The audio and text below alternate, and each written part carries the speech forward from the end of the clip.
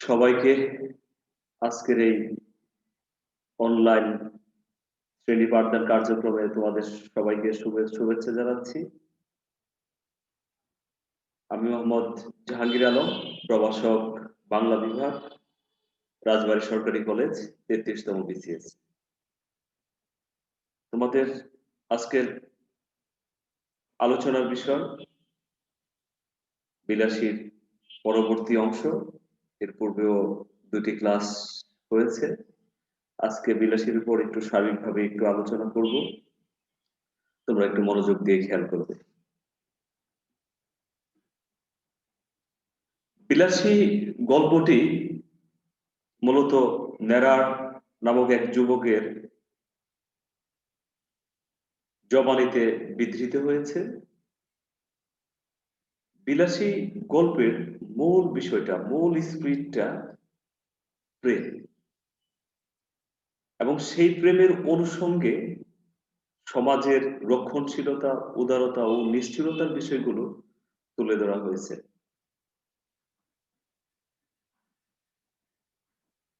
নারী সম্বন্ধে কয়েকটা কথা বলা যেতেই পারে। নারী সৃষ্টি না হলে জগতে দয়া, মায়া, প্রেম, ভালোবাসা এই বিষয়গুলো হয়তো থাকতো না। নারী আছে বলে সংসারে দয়া আছে, ভালোবাসা আছে, ভালো লাগা আছে। আসলে নারী পরিপূর্ণতার প্রতীক। তার যথার্থ প্রমাণ, যথার্থ উদাহরণ আমরা বিলাসী ছোট গল্পে দেখতে পাই। নারীর প্রেম যে কতটা শক্তিশালী সেটাই বিলাসী গল্প, বা বিলাসী গল্পই না শুধু, সমাজে এরকম অনেক উদাহরণ আছে। পৃথিবীতে নারীর প্রেমের চাইতে শক্তিশালী আর কোনো কিছুই নেই। রাজা অষ্টম এডওয়ার্ড প্রেমের জন্য সিংহাসন ত্যাগ করেছিলেন। আর এখানে আমরা দেখতে পাই বিলাসী প্রেমের কারণে মৃত্যুঞ্জয় নামক এক যুবক, সে তার সংসার, জাত, ধর্ম সবকিছু পরিত্যাগ করে। প্রেমের জন্য সংসার, জাতি, ধর্ম, বর্ণ পরিত্যাগ করা নতুন কিছু না, এটা আজও দেখতে পাই। কিন্তু এই যে শক্তি, নারীর প্রেমের যে শক্তি বা এই যে মহিমান্বিত রূপ, এটা আসলে আমরা কয়জনে বুঝতে পারি? আমরা শুধু নারীর প্রেমের এই যে নামানোটা, এই নামানোটাকেই দেখি, কিন্তু এর পিছনে যে চেতনা, যে শক্তি কাজ করে, যে শক্তির রূপ কাজ করে, সেই শক্তিটা আমরা দেখতে পাই না। শক্তিটা আমাদের চোখের আড়ালেই থেকে যায়। লেখক সেই শক্তির স্বরূপটা তিনি তার বিলাসী গল্পে তুলে ধরেছেন। একটা নারী কতটুকু মমতাময়ী, কতটুকু কল্যাণকামী এবং সেবা পরায়ণতার মানসিকতা থাকলে একটা মানুষকে, মৃতপ্রায় মানুষকে অর্থাৎ মৃত্যুঞ্জয়কে সুস্থ করে তুলতে পারে, এটা নিজ চোখে না দেখলে এটা বিশ্বাস করা যাবে না। অর্থাৎ নারীর প্রেম বা ভালোবাসায় পারে একজন অসুস্থ মানুষকে সুস্থ করতে। অথচ এটা বোঝার জন্য আমাদের যে মন মানসিকতা, যে সমাজ দরকার, সমাজের সেই উদারতা বা সমাজের এই বিষয়টা বোঝার যে সক্ষমতা, সেটা আমাদের সমাজের নেই। এটাই লেখকের এখানে আফসোস, বা আমাদেরও আফসোস। যার কারণে আজকাল আমরা নারী নির্যাতনের মতো মারাত্মক ঘটনা, ধর্ষণের মতো মারাত্মক ঘটনাটা আমরা প্রায় দেখতে পাই।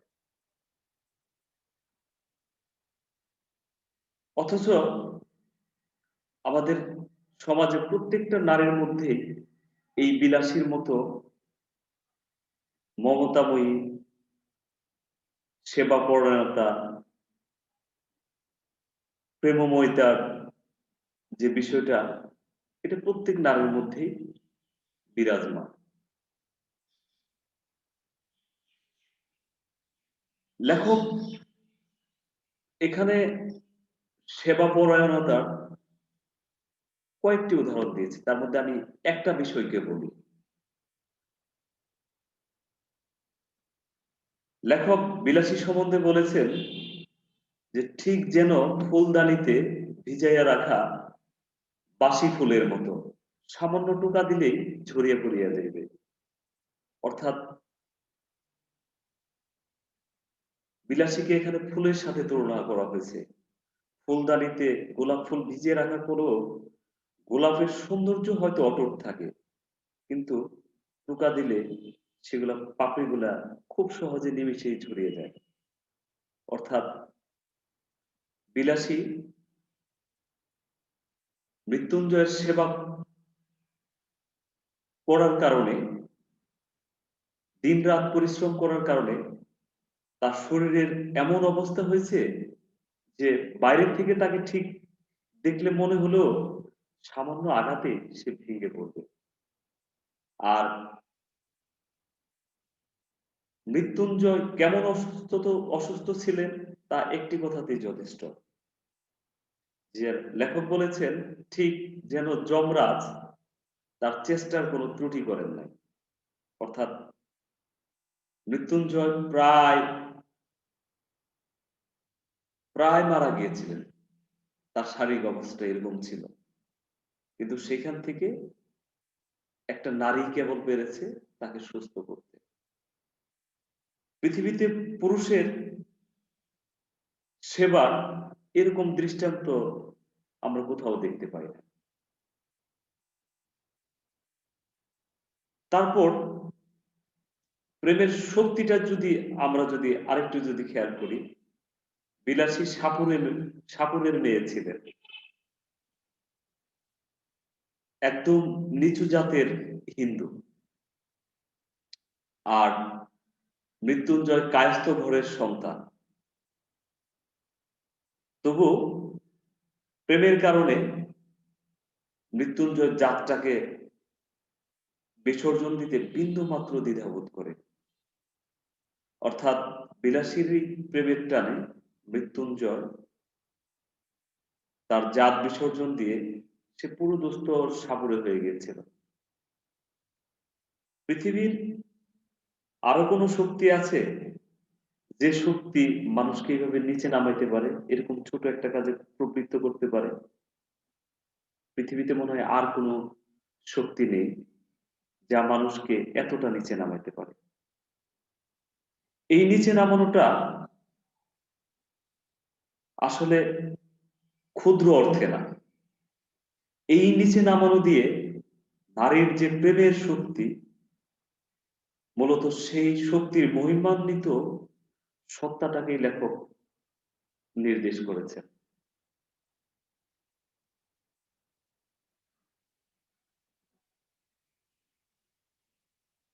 বিলাসী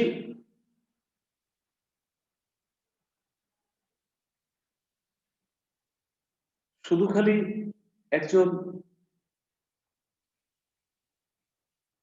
প্রেমময়ী, মমতাময়ী একজন নারী না,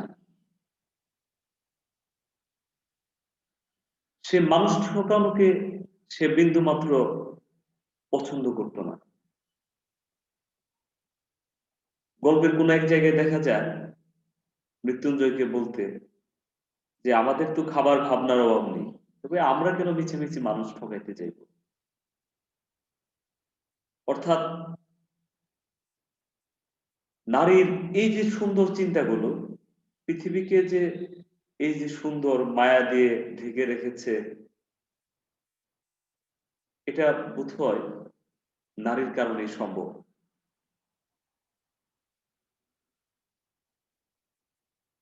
নারী বোধহয় সমাজকে সভ্য হইতে, উদার হইতে শেখায়।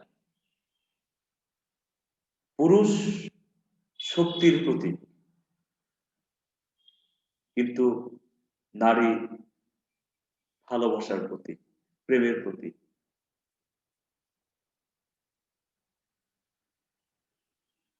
মানুষের মধ্যে আরেকটা মানুষের যে নিবিড়তম যে সম্পর্ক, সেটাই প্রেম।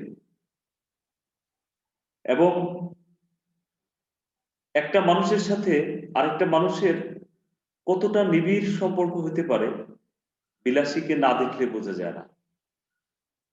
একটা পুরুষের পক্ষে কখনো এতটা নিবিড় সম্পর্ক তৈরি করা সম্ভব না, যেটা একটা নারী তৈরি করতে পারে।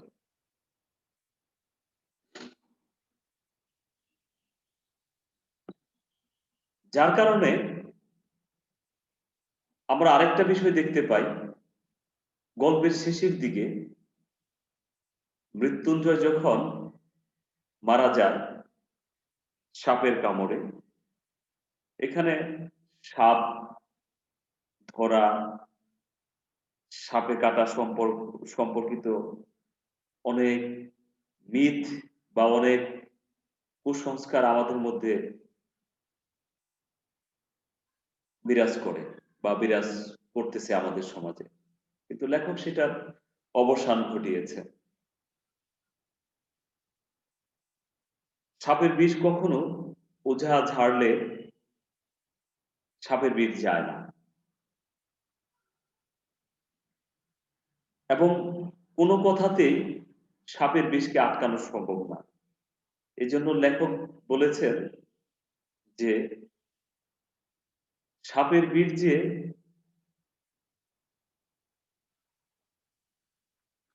এই যে ম্যাজিস্ট্রেটের আজ্ঞা, অর্থাৎ আমরা একটা কথা শুনি যে হাকিম নড়ে হুকুম নড়ে না। সাপের বিষ কোনো ম্যাজিস্ট্রেটের মানে আজ্ঞা না যে সেটাকে হা বললেন, থামতে বললে সেটা থেমে যাবে। তো মৃত্যুঞ্জয় নামটার অর্থ যেখানে মৃত্যুকে যিনি জয় করেছেন, আসলে গল্পের শেষে দেখি আমরা মৃত্যুকে সে জয় করতে পারে না, মৃত্যুকে সে আলিঙ্গন করে।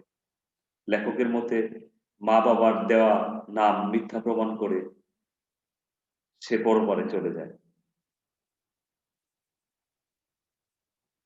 অর্থাৎ মৃত্যুঞ্জয় সাপের কামড়ে মারা যায়। মৃত্যুঞ্জয় মারা যাওয়ার 7 দিন পর বিলাসীও বিষ পানে আত্মহত্যা করে। 7 দিনও বোধ হয় বড় জোর হয় না। মানুষ প্রিয়জনবিহীন পৃথিবীতে থাকতে পারে না। বিলাসীও প্রিয়জনবিহীন বেশি দিন থাকতে পারেন, মাত্র 7টা দিন ছিলেন। সমাজের মধ্যে লেখক বলেছেন তিনি নিশ্চয় নরকে গিয়েছেন, কারণ কেউ আত্মহত্যা করলে তার স্বর্গে যাওয়ার অধিকার সে হারিয়ে ফেলে। কিন্তু লেখক এখানে আত্মহত্যাটাকে বড় করে দেখেননি, যে কারণে আত্মহত্যা করেছেন সেইটাকে তিনি বড় করে দেখিয়েছেন, যে একটা মানুষের ভালোবাসা কতটা গভীর, কতটা সত্য হলে আরেকটা মানুষ বিহীন হয়ে গেলে, ভালোবাসার মানুষটি ছেড়ে গেলে সে দুনিয়া থেকে বিদায় নিতে পারে। এই মহিমান্বিত জায়গাটাকে, হৃদয়ের এই গভীরতাটাকে লেখক সবচেয়ে বড় করে দেখেছেন। এবং সমাজ সংসার, যে আমাদের যে প্রচলিত যে কিছু মানে রক্ষণশীলতা, যে তিনি নরকে গেছেন, মৃত্যুঞ্জয়ের অন্নপাপ হয়েছে, আসলে এগুলা আমার মনে হয় বা লেখকের মতে এগুলা খুবই তুচ্ছ একটা বিষয়। যে নারীর প্রেম এত শক্তিশালী হইতে পারে, এত মহিমান্বিত হইতে পারে, সেই নারীর আত্মদান, আত্মদানের কারণে সে নরকবাস হইবে, এটা লেখকের মনে হয় না। একটা মহিমান্বিত জিনিসের বা এরকম মহিমান্বিত একটা হৃদয়ের শেষ পরিণতি নরকবাস হবে, লেখক এটা বিশ্বাস করেন না। এই জন্য লেখক বলেছেন, যদি কখনো যদি ওরকম নরকবাস সে যাওয়ার সুযোগ হয়, যে নরকে বিলাসী গেছে বা মৃত্যুঞ্জয় গেছে, সুযোগ হইলে তিনিও যাইবেন। অর্থাৎ লেখক তীক্ষ্ণভাবে, লেখক অত্যন্ত জোরালোভাবে সমাজের এই যে প্রচলিত কুসংস্কার, বিশ্বাস, এর ভিত্তিমূলে তিনি আঘাত করতে চেয়েছেন এবং নারীর প্রেমটাকে তিনি বড় করে দেখাইছেন। নারীর প্রেমটাকে বড় করে তিনি দেখাইছেন এটা বললে ভুল হবে। বড় জিনিসকে কেবল বড় দেখানো যায়, ছোট জিনিসকে কখনো বড় দেখানো যায় না। অর্থাৎ নারীর প্রেম আসলেই মহিমান্বিত জিনিস, কিন্তু আমাদের মতো হৃদয়হীন সমাজে বসবাস করে নারীর প্রেমের যে উদারতা, বিশালতা, এটা বুঝে বা বোঝার বিষয়টা, সেটা আমাদের মতো এরকম অনুদার, এরকম একটা সমাজে, অশিক্ষিত বর্বর সমাজে বসবাস করে সেটা সম্ভব না। তাই গল্পে লেখক শেষের দিকে আরো কিছু কথা বলেছেন যে, অতিকায় হস্তি লোপ পাইয়াছে, কিন্তু তেলাপোকা টিকিয়ে আছে। অর্থাৎ টিকিয়ে থাকাটাই চরম সার্থকতা না। বেশি দিন বাঁচলেই বাঁচা হয়ে ওঠে না। মানুষ যখন যথার্থ হৃদয় দিয়ে, মন দিয়ে, ভালোবাসা দিয়ে বাঁচে, তখনই কেবল সে বাঁচে, তখনই কেবল তার বাঁচাটা সার্থক হয়। সেটাই কেবল সত্যিকারের বাঁচা। লেখক সেদিকেই ইঙ্গিত করেছেন।